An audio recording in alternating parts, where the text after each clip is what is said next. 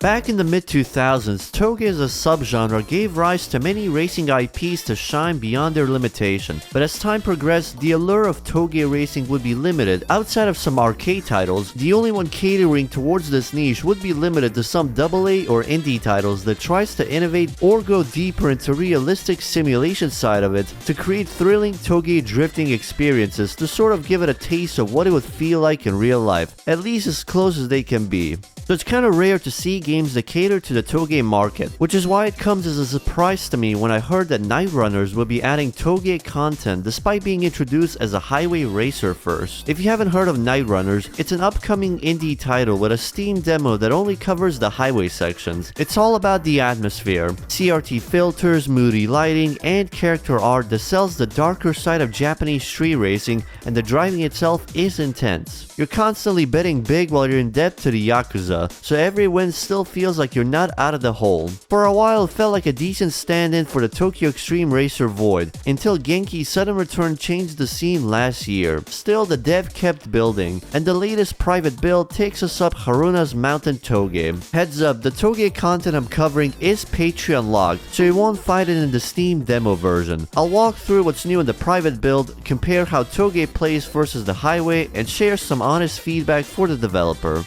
Since this version immediately sends us to the mountains, it opens with a familiar prologue that mirrors the highway section, though it's likely just a temporary crash course introduction rather than the finalized version. Instead of buying your own car, you borrow a friend's ride and retrieve yours from storage, a neat way to bridge our highway-tuned vehicles into mountain racing. You're given a fictionalized Nissan Silvia, and from there you can immediately challenge the G Company crew at the Ikaho parking area, the same group featured in the highway demo. This seems to suggest that the crews will control territories across both highway and mountain regions, adding continuity between modes, or these guys are just placeholders, whichever one of the two that fits better, I suppose. Each crew member can be challenged individually, with wager costs scaling alongside difficulty. Their personalities and reactions vary, giving races a bit of flavor beyond pure mechanics. The highway AI was decent, not too passive, not overly aggressive, but the Touge AI, rubber banding is extremely noticeable after corners and on straights, and opponents frequently pull pit maneuvers from their obliviousness. The AI is currently being investigated and will likely see a significant improvement in the future build or the final version, with hotfixes already made to improve on their behavior. But anyways, losing the first race puts us in the red, and every time that happens, the Yakuza step in, offering loan betting money so you're never soft-locked. Still, earning money through Touge races feels unreliable. The lack of gear ratio tuning leaves early acceleration weak, even after transmission upgrades, although this ties into another problem I'll bring up later. And the AI's corner speed boost makes races feel unfairly stacked. The constant back and forth chase dynamic is tense but undermined by inconsistent physics and aggressive collisions. These sudden speed boosts seem to be the real biggest culprit to the whole pitting situation. The nerfs so far have been nice to the weaker opponents, but the upper half rivals... Oh shit! Oh... Hammond! Oh!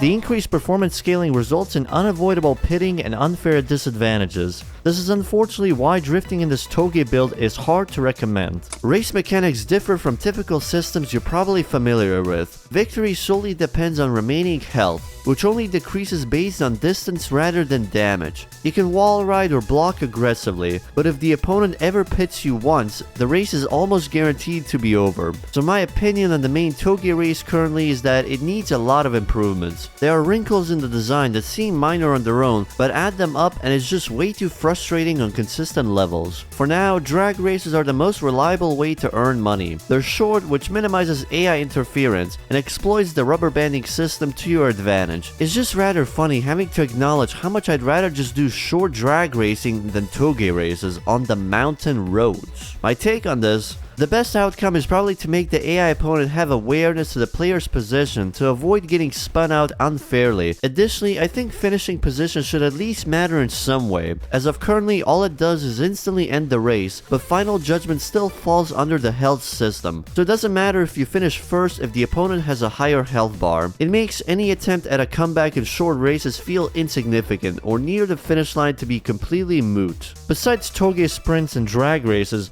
the only other options right now are time trials split throughout the sectors of Haruna and boss races. A best of 3, full-length sprint run with the minimap disabled to test out the player's map knowledge, but as I've mentioned before, that's the least of the problems with these guys. Unfortunately, the map layout adds another layer of tedium. There's only one garage and one parking area situated way up on the northern east corner of the map, while other points of interest are limited to time trials around Mount Haruna. So after each race, you're stranded at the far edge of the map, forcing long drives back. Fast travel exists but costs 75 to 100,000 yen, a steep fee that eats into early earnings, and that's assuming you have one. If you decide to just drive all the way back, guess what? That also eats into your earnings because of the fuel economy.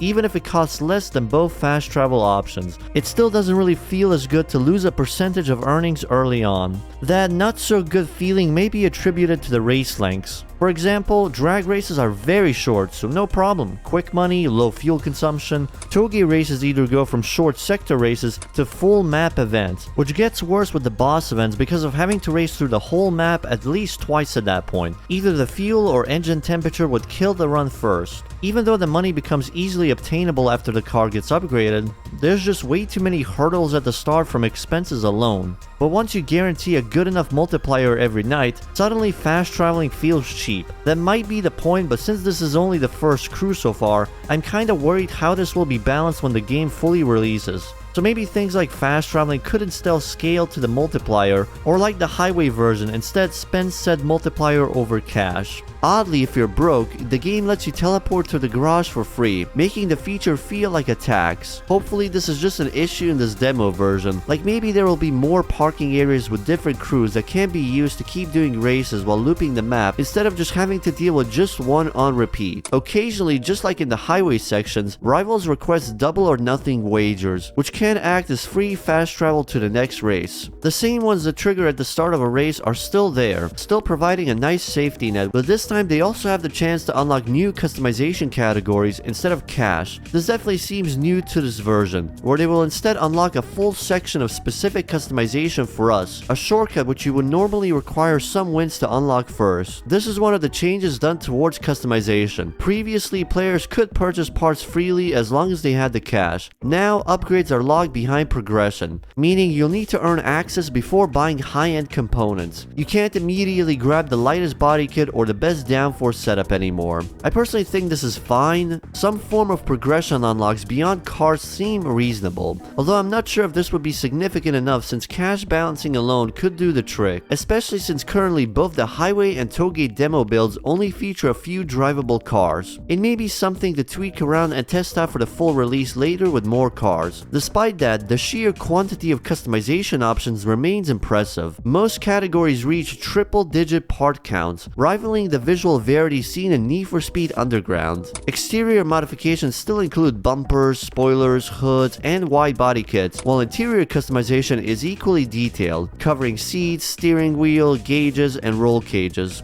Paint jobs behave as expected, offering a wide palette and finish types. Performance upgrades, however, need some refinement. The way this is implemented in the Touge build is pretty jarring though. I would assume when both builds are finally merged, this part locking progression would flow better, but as it is in the Touge build, these are the biggest crippling factors. The low acceleration problem I mentioned before is very prevalent below the circuit tier performance parts, which takes up quite a while to unlock. I'm not exactly sure either what is the progression criteria to unlock them. Is it based on wins, total rep, mileage? Even after over 20 hours of grinding, the circuit tier is partially unlocked with the last tier being out of sight. And there are still a couple of customization features still inaccessible since the earlier builds as well. An issue that I've mentioned before, without any gear ratio tuning, cars feel heavily backloaded, optimized for the top speed rather than acceleration. That setup works fine for highway racing where straight lines dominate, but it's a nightmare on mountain roads filled with tight corners and switchbacks.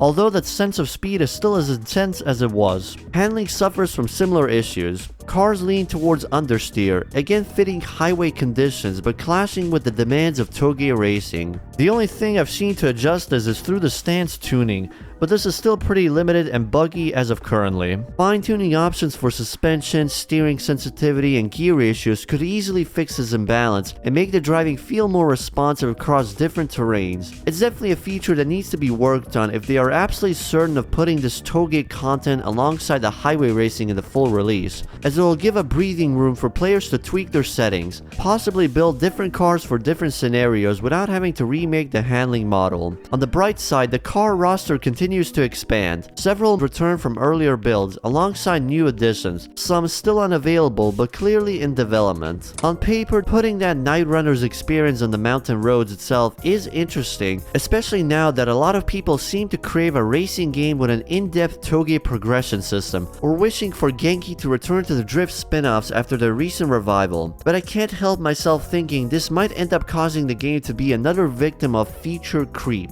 So far, we've only seen at least 2 crews and a couple of cars in the highway sections, and adding in the Touge section now might be beneficial to maintain a baseline, but could end up backfiring in the process, as the scope of the project keeps getting bigger to the point we'll likely see the full release in possibly several years from now. As it currently stands though, there are a lot of improvements to work on. Most of the highway sections are pretty fine and easily still the best parts of the game, which you can check out my coverage from some of these videos right here. It is definitely a massive undertaking, and hopefully the ambitions and ideal version of this game can be met in the finalized release. So I simply wish Jam and anyone contributing to this game good luck in the future. There's a lot of stuff that needs to be ironed out, but the vision is definitely there. All it needs is some fine tuning. So then, to the viewers, are you looking forward to this game? Has the idea of a modern racing game with both highway and Touge racing excited you? Or is this video the first time you've heard of this game? Let me know in the comments, and I'll see you in the next video.